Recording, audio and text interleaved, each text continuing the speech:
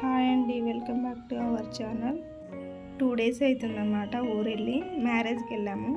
బయట ఇంకా మొత్తం డస్ట్ పట్టిపోతే అదంతా ఊడ్చేసాను అనమాట. నెక్స్ట్ అంట్లు మొత్తం తోమేసేసుకున్నాను.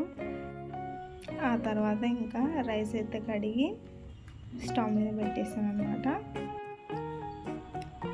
అన్నం ఉడికిపోయింది. ఆ తర్వాత వేడి వేడి అన్నం ప్లేట్లోకి వేసుకున్నాను. మామిడికాయ పచ్చడి మా వదిన 5 days బ్యాక్ పంపించింది అనమాట. అది వేసేసుకొని తింటున్నాను అనమాట. బాగా ఆకలి అవుతుందన్నమాట.